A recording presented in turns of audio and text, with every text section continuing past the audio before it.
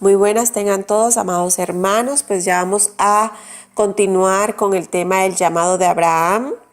Y pues estamos en el video número 5, pero antes de empezar vamos a dar una pequeña oración para ponerlo todo en manos del Señor. Así que Jesús, que nuestros brazos te alaben, nuestros corazones te canten y que cada día seamos afirmados en ti, Jesús, roca nuestra.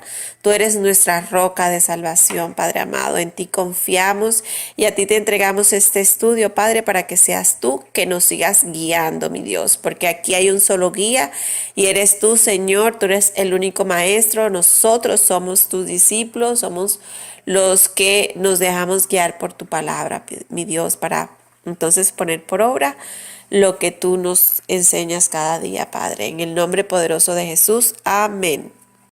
Así que bueno, pues vamos a seguir dándole al significado de lo que es la roca. Pues ya hemos explicado esta figura, pues vamos a seguir. Si pueden mirar aquí a mano derecha, hay una roca que tiene una perforación. Esta roca está ubicada en este domo de la roca, así se lo llama, y esto está en Jerusalén.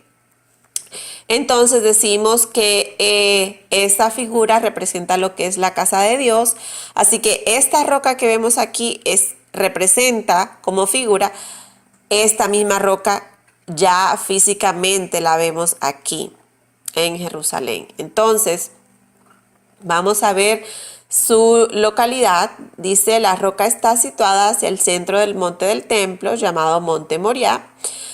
La piedra de la fundación, porque así es conocida, que se le dice la roca, es el nombre de la roca que está en el centro del domo de la roca, que también se le conoce como la piedra perforada, porque tiene un pequeño agujero en la esquina sureste que entra en una caverna bajo la roca, conocida como el Pozo de las Almas. O sea que en esta roca tiene una perforación.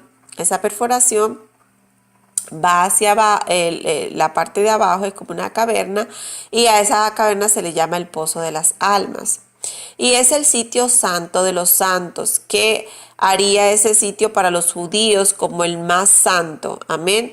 Los judíos de todo el mundo oran siempre hacia esa piedra de la fundación. Por eso es que ellos quieren mucho este lugar, porque ahí era donde estaba el templo construido. Ahí es donde Abraham iba a sacrificar a su hijo. Esa piedra, ese lugar tiene muchos eventos muy importantes, pero vamos a ir por paso y vamos a ir dándolo a medida que va pasando pues el estudio. Según los judíos, se resume la centralidad y la santidad de este sitio como el ombligo de la tierra. O sea, este lugar es el centro de todo lo que es el mundo. Ese es el centro.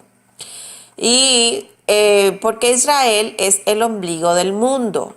O sea, Israel queda en el centro de lo que, de la configuración, pues obviamente geográfica, porque está situado en el centro del mundo, y Jerusalén en el centro de la tierra de Israel. O sea, Jerusalén es el centro de Israel. Y el santuario en el centro de Jerusalén. O sea, este lugar está en el centro de Jerusalén. Y el lugar sagrado en el centro del santuario. Y el arca en el centro del lugar santo. Y la piedra de la fundación antes del lugar santo, porque de él el mundo fue fundado. O sea, se dice que esta piedra, así como cada edificio tiene siempre representada una piedra angular, esta piedra representa como la piedra angular con que fue fundado el mundo.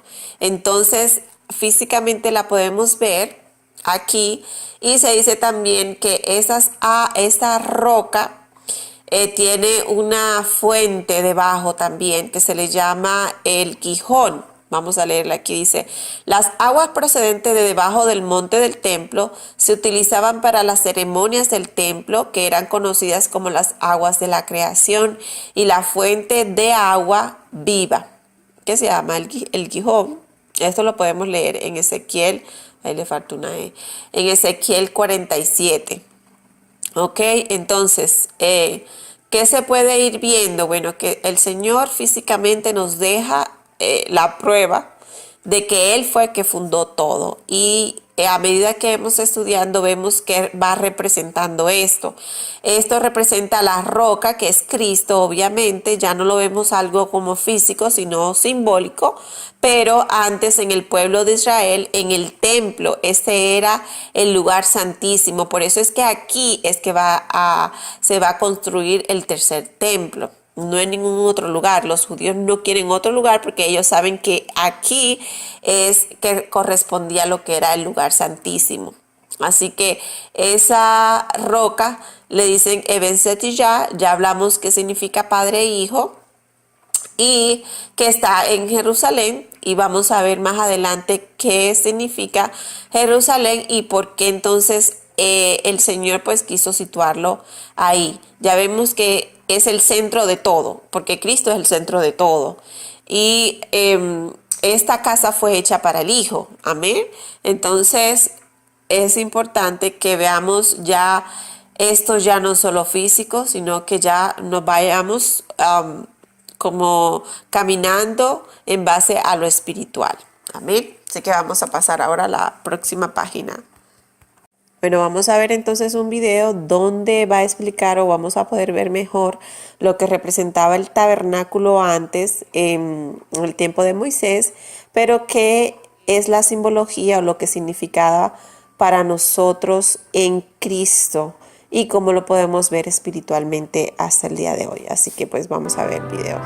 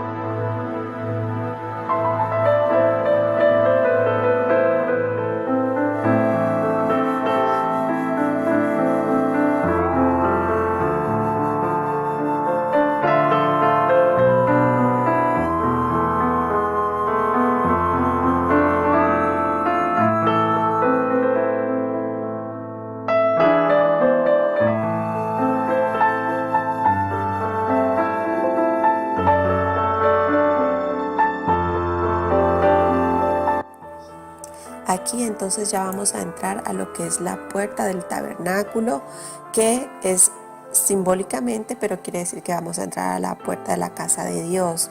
Que entramos es hacia, como quien dice, hacia los pies, donde vemos que hay sacrificios de alabanza, porque es en nuestro interior que vamos dejándolo toda nuestra vida pasada. Nos lavamos y nos limpiamos con el agua, que es la palabra que nos purifica, y cada vez ella nos va dando esa revelación, esa iluminación, y seguimos haciendo sacrificios, limpiándonos de toda nuestra vieja levadura, nuestra vida anterior, hasta que podamos llegar al lugar santísimo, que es donde encontramos ese deleite, donde vemos que es lo que representa la roca, que es la cabeza de Cristo, que es donde está la sabiduría completa, y nosotros entonces podamos obedecer a la voz y a la voluntad de Dios. Es donde la voluntad del hombre se conecta con la voluntad de Dios, y entonces ya el hombre no vive para él, sino empieza a vivir completamente a la voluntad de Cristo. Amén.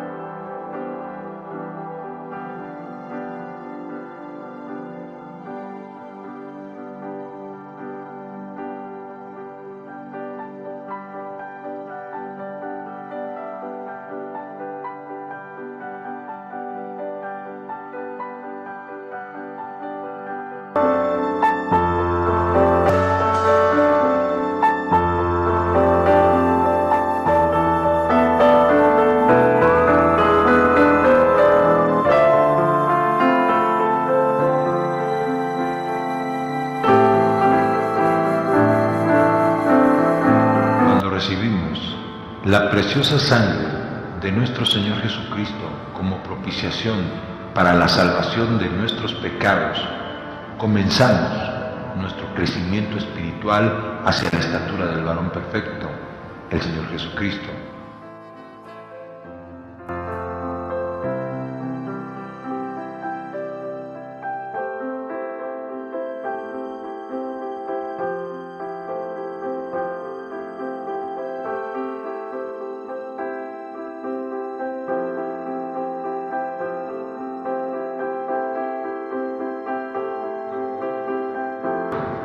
La única forma posible de que el sumo sacerdote tenía para entrar era postrado, a rastras, por decirlo de algún modo, y levantar las cortinas de la puerta.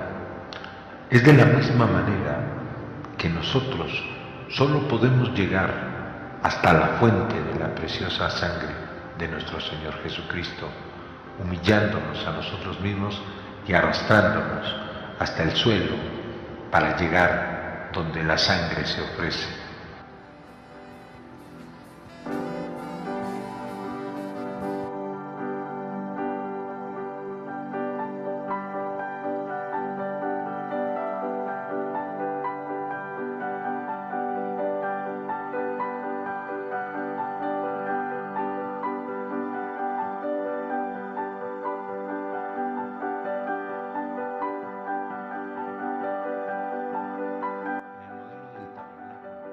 El sumo sacerdote imponía sus manos y transmitía todas sus cargas sobre el Cordero, el cual era figura y sombra del Señor Jesucristo. Primera epístola del apóstol San Pedro a los Corintios, capítulo 1, versos 18 al 20. Sabiendo que fuisteis rescatados de vuestra vana manera de vivir, la cual recibisteis de vuestros padres, no con cosas corruptibles como oro o plata, sino con la sangre preciosa de Cristo, como de un cordero sin mancha y sin contaminación, ya destinado desde antes de la fundación del mundo, pero manifestado en los posteriores tiempos por amor de vosotros. Evangelio según San Juan, capítulo 1, versículo 29. Vio Juan el Bautista a Jesús que venía a él y dijo: He aquí el Cordero de Dios que quita el pecado del mundo. La sangre del Cordero, el Señor Jesucristo, es la primera experiencia del cristiano en su crecimiento espiritual hacia la cabeza de Cristo, representada por el arca del pacto y el propiciatorio. Y es que espiritualmente estamos dentro del modelo del más amplio y perfecto tabernáculo, el Señor Jesucristo. Cada uno de los muebles del tabernáculo representa el lugar que hemos obtenido en nuestro crecimiento espiritual hacia la estatura del varón perfecto. La gran mayoría del cristiano solo llega hasta la estatura del altar del holocausto, la estatura de los pies de Cristo, porque es por gracia. Efesios capítulo 2, versículo 8. Porque por gracia sois salvos, por medio de la fe, y esto no es de vosotros, pues es don de Dios. Es por gracia llegar a la estatura de los pies de Cristo, el altar del holocausto, donde la sangre es derramada. Pero el plan maestro de Dios es que todos lleguemos a la plenitud de Cristo, hasta la cabeza, hasta el arca. Efesios capítulo 4, versículo 13, hasta que todos lleguemos a la unidad de la fe y del conocimiento del Hijo de Dios, a un varón perfecto, a la medida de la estatura de la plenitud de Cristo. El arca, o la cabeza de Cristo, es la plenitud, la estatura del varón perfecto, es la estatura del Señor Jesucristo. La palabra de Dios es trazada con estaturas de verdad en toda la Biblia, desde el libro de Génesis hasta el libro del Apocalipsis. El plan maestro de Dios fue trazado en toda la Escritura con lujo de detalles. cuando recibimos al Señor Jesús y su sacrificio, somos hechos hijos de Dios. San Juan, capítulo 1, versículo 12. Mas a todos los que le recibieron, a los que creen en su nombre, les dio potestad de ser hechos hijos de Dios. Dios utilizó el mismo principio para el pueblo de Israel en el Antiguo Testamento. Nunca antes el pueblo hebreo fue llamado hijo de Dios, sino hasta que tuvo la experiencia con la sangre, con el Cordero Pascual. Éxodo capítulo 4, versículo 22. Y dirás a Faraón: Jehová ha dicho así: Israel es mi hijo, mi primogénito. Ya te he dicho que dejes ir a mi hijo para que me sirva, mas no has querido dejarlo ir. He aquí que yo voy a matar a tu hijo, tu primogénito. Versículo 23, Éxodo capítulo 4. Somos hijos de Dios por la sangre del Cordero. Cuando recibimos al Señor Jesús, Dios nos hace reyes y sacerdotes para llegarnos a la plenitud de Cristo y ofrecer la sangre del Cordero. Apocalipsis capítulo 1, versículo 6. Y nos hizo reyes y sacerdotes para Dios su Padre. A Él sea la gloria e imperio por los siglos de los siglos. Amén. Bueno, ya que hemos entonces visto el video, pues podemos entender un poquito mejor lo que es esta explicación, donde nosotros vamos a ir creciendo hacia su voluntad. Para empezar, entonces vamos a dirigirnos a mirar esta gráfica a mano izquierda, donde vemos a un árbol pues ya crecidito, y la cual pues para crecer tuvo que necesitar agua o tuvo que necesitar riego. Entonces este árbol representa a una mujer, porque eso es el cuerpo donde nosotros permanecíamos antes, y esta agua simboliza toda la influencia que nosotros tuvimos y adquirimos y pertenecen a lo que es nuestra vieja naturaleza. Entonces, eso era lo que nosotros éramos. Así que nosotros nacimos en confusión, y confusión sabemos que es Babel, y eso nos llevó a lo que es el desorden. Amén. ¿Por qué el desorden? Porque estábamos fuera de la voluntad de Dios. Andábamos en nuestros propios caminos que nos llevaron a la idolatría. Y idolatría no solamente es externamente, porque la idolatría primero comenzó en el corazón de un hombre que se rebeló, y ya vimos que este hombre era Nimrod. Pero sabemos que él tenía ya una maldición por algo que su abuelo dictó, iba y caía sobre él directamente. Pero que Dios sabe desde el inicio todo el que se va a rebelar, y pues ahí nos está mostrando gráficamente lo que es la idolatría, que realmente es apartarse de su voluntad. Entonces, cuando nacimos de nuevo, o sea, cuando nosotros aceptamos a Cristo, ¿verdad? A través de la palabra, y la palabra pues representa simbólicamente lo que es el agua, o sea que hubo su sangre y el agua nos dan a entender que ahí hubo un nuevo nacimiento, y nosotros pues confirmamos esa confesión que nosotros hacemos, es que aceptamos por fe al Señor Jesús, y entonces se nos abre la puerta de lo que es la casa de Dios. Ok, entonces cuando somos sembrados, mira, aquí está la semilla de la palabra, y esta es nuestra tierra, que es nuestro corazón. Esta semilla tiene que germinar y tiene que crecer. Entonces hay una nueva agua, y esa agua es cristalina, y es la agua que es la palabra de Dios, que es la que va a regar a este árbol que está aquí. Amén. Entonces este árbol tiene que llegar hasta la cabeza, que es donde se van a producir los frutos del Espíritu. Ahora, ¿cómo va a ser eso? Bueno, nosotros empezamos en la fe, que esa semillita es la semilla de fe, pero esa fe tiene que crecer. Entonces, ¿cómo va creciendo? A través que se le va añadiendo virtud, a la virtud conocimiento, al conocimiento dominio propio, al dominio propio la paciencia, a la paciencia piedad, a la piedad afecto fraternal y al afecto fraternal amor. O sea que el amor es cuando nosotros llegamos a lo que es la plenitud y es lo que busca realmente el Señor, que es despojarse de nuestra vida antigua. Y porque este árbol representa como una cruz que nosotros llevamos en nuestras espaldas, hablando espiritualmente, y tenemos una nueva creación que es donde vamos creciendo hacia lo que es la imagen de Cristo.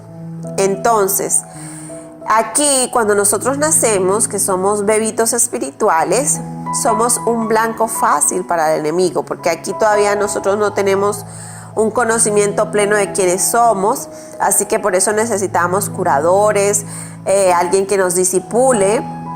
Entonces nosotros ¿qué empezamos a hacer? A seguir los pasos de ese curador, de ese guía, de ese pastor, o ese líder, o ese mentor, no sé cómo le llamen en tu iglesia, y tú no entiendes mucho cuando estás pequeño, pero tú lo imitas, y ellos mismos saben que deben de tener la imagen de Cristo. Así que esta mano que vemos aquí siempre nos va señalando a alguien. Ese alguien es Cristo. O sea, siempre el fin de todo discurso, de toda explicación, de todo enseñanza tiene que ser que nos lleve a Jesús, ¿ok? Entonces, nosotros seguimos esos pasos, pero al final de cuentas nosotros tenemos que tener los ojos en Jesús. ¿Por qué? Porque hay muchos pastores o líderes o personas, no sé, que se pueden equivocar, porque obviamente son humanos todavía, y la persona si tiene los ojos puestos en el líder, entonces piensa que fue Dios. Entonces Dios no falla, el hombre sí puede fallar. Entonces, por eso les digo, o sea, desde el principio, si están bebés espiritual y necesitan de esa persona, pues sí. Pero a medida que van creciendo, llénense de la palabra de Dios y pueden entonces ir teniendo ese discernimiento. Amén. Hay que amar a las personas obviamente que nos ayudan, pero siempre puesto los ojos en Jesús. Así que vamos a verlo ahora como etapas, así como nosotros fuimos creciendo desde niños a la adultez, a la plenitud, así mismo pasa espiritualmente. Entonces vamos a tomar la figura de Abraham desde cuando él comenzó su camino de fe, porque estamos estudiándolo también a él, y el primer fruto de él fue un hijo que fue su primogénito y fue Ismael. Asimismo nosotros tal vez nos equivocamos a la primera porque estamos bien recién sembrados, si se puede decir así, y nos podemos equivocar, amén, y haya a ese fruto, pero no nos podemos quedar ahí. O sea, tenemos que seguir caminando hasta que nosotros entremos en Israel. Entonces, ¿qué es Israel? Israel representa la palabra, donde nosotros vamos adquiriendo ese conocimiento de esa palabra, y ella se hace como un espejo que nos va mostrando quiénes somos realmente, y comienza lo que es un temor. Amén. Pues por eso es que nosotros tememos, porque nosotros, la misma palabra nos hace ver quiénes somos. Y puede que nos haga avergonzar un poco porque estamos viendo revelado nuestro pecado. O sea que por eso fue que era necesario que Moisés pusiera esas leyes, porque la gente pensaba que estaba bien. O sea, venía de un mundo de idolatría y ellos pensaban que para ellos eso estaba bien. Entonces, esto nos revela nuestro pecado, pero debemos entregárselo al Señor, para que Él pueda trabajar en nuestro interior y sanarnos desde la raíz. Porque si ningún psicólogo ni psiquiatra puede entrar hasta allá, hasta lo que es la raíz del problema. Así que todas nuestras causas vamos a llevárselas al Señor, porque Él fue el que murió por nosotros y Él no nos va a condenar. Él solo nos dice, no peques más. Y pues seguimos caminando, seguimos avanzando hasta que nosotros vamos adquiriendo esa madurez, porque Cristo es el que nos perfecciona en su amor. Y ese temor proviene de lo que es la falta de identidad. Y por eso entonces no utilizamos nuestra autoridad como se debe, por los mismos desniveles de nuestra imagen. Ya sea que nos veamos como autosuficientes, que estemos bien por arriba, o autodeficientes, que nos veamos muy por abajo. Por eso debemos de mirar siempre al Señor para que nuestra imagen se mantenga. Amén. Y podamos ser transformados. Entonces, ahora, ¿cómo pasa eso? ¿Cuáles son esos nutrientes que yo necesito tener para poder alcanzar esa plenitud? Entonces, vamos a mirar aquí a mano derecha donde dice, se siembra en corrupción. Aquí, a medida que vamos caminando, nosotros vamos sembrando para que resucite en incorrupción. Se siembra en deshonra, resucitará en gloria. Se siembra en debilidad, resucitará en poder. Se siembra en cuerpo animal, acuérdense que es por eso empecé con Ismael, o sea, lo que es la parte carnal, ¿no? Y se resucitará en poder. Se siembra cuerpo animal y resucitará cuerpo espiritual, que es el segundo Adán. Hay cuerpo animal y hay cuerpo espiritual. Así también está escrito, fue hecho el primer hombre Adán, alma viviente, y el postrer Adán, que es Cristo, espíritu vivificante. Así que no te canses de hacer el bien, porque a tu tiempo tú segarás. El perfecto amor echa fuera todo temor. O sea que cuando llegamos a lo que es la plenitud en el amor, todos estos temores se tienen que ir. Entonces, cuando ese crecimiento pues se ha dado y ya podemos entrar a lo que es la voluntad de Dios, pues podemos ofrecer esos frutos dignos que son, gozo, amor, paz, paciencia, fe, mansedumbre, templanza, benignidad. Entonces estos son los frutos del amor y esos son los frutos de la siega del Señor, de lo que se sembró. Entonces, por eso nosotros tenemos que mantenernos firmes hasta el fin. En Gálatas 2:20, cuando nosotros llegamos aquí, entonces, ¿qué dice? Con Cristo estoy juntamente crucificado, y ya no vivo yo, sino Cristo vive en mí. Y lo que ahora vivo en la carne, lo vivo en la fe del Hijo de Dios, el cual me amó y se entregó a sí mismo por mí. Entonces,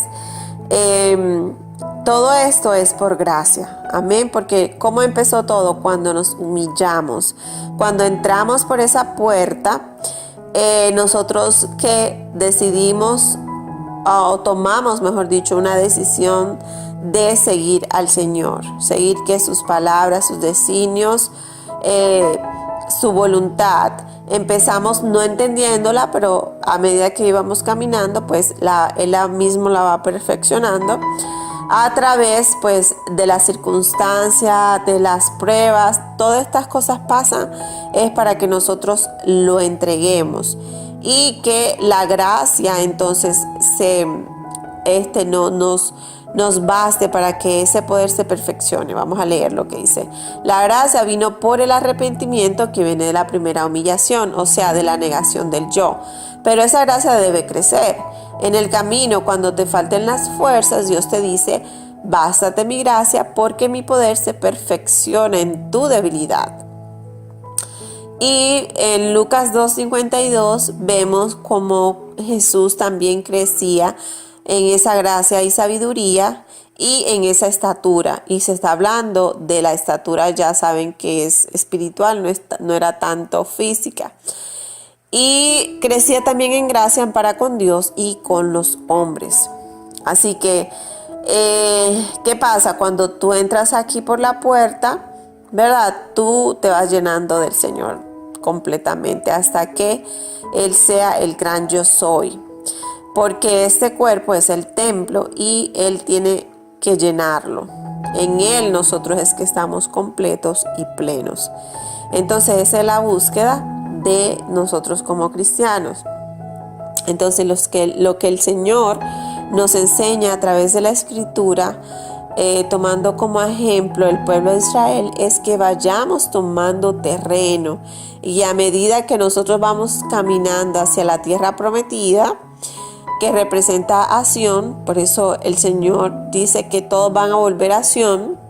El pueblo de Israel lo está tomando literal, como algo físico, pero realmente es espiritual. Entonces nosotros nos vamos devolviendo a casa e ir en el transcurso dominando nuestra vieja naturaleza hasta que ésta ya no tenga ningún poder sobre nosotros, porque hemos llegado al conocimiento pleno de quién somos en Cristo, sabiendo que tenemos una nueva identidad celestial, un nuevo linaje, sacerdocio y una nueva nación. Así que espero que hayas entendido un poquito más esta parte espiritual, porque yo sé que cuando nosotros empezamos esta vida espiritual, nosotros pensamos que ya no vamos a tener ninguna clase de luchas, o puede ser que, bueno, si Dios me salvó, ¿por qué me pasan estas cosas? ¿O por qué todavía sigo viendo pecado en mi vida? ¿O realmente porque ahí lo empiezo a notar? O sea, que no te culpes ni te condenes tú misma o tú mismo, porque esto es parte del proceso. Por eso es que el Señor dice que el que permanece, ¿por qué? Porque se cumple todo el proceso. La persona que no aguanta, no soporta, siempre está mirando hacia atrás, siempre está mirando hacia Egipto, en vez de estar mirando hacia el oriente, que es donde está Cristo. Amén, que fue de donde salimos. Entonces hay que seguir soportando, ¿verdad? Porque si pasas por el fuego, tú no te vas a quemar. Si pasas por las aguas, no te vas a ahogar. O sea, todo esto es parte de un proceso. Y el llamado es a santificarnos, ¿verdad? Para que el Señor siga perfeccionándolos y entonces nosotros podamos dar frutos dignos de ese arrepentimiento y entonces puedan ser tomados en cuenta para Dios. Amén, porque no están en nuestra voluntad, sino en su voluntad. Así que Dios te bendiga. Espero que hayas pues los ojos pues se te hayan ampliado un poquito más y podamos seguir entonces caminando. Así que bueno, que Dios te bendiga y te dé la victoria en Cristo Jesús. Bye bye.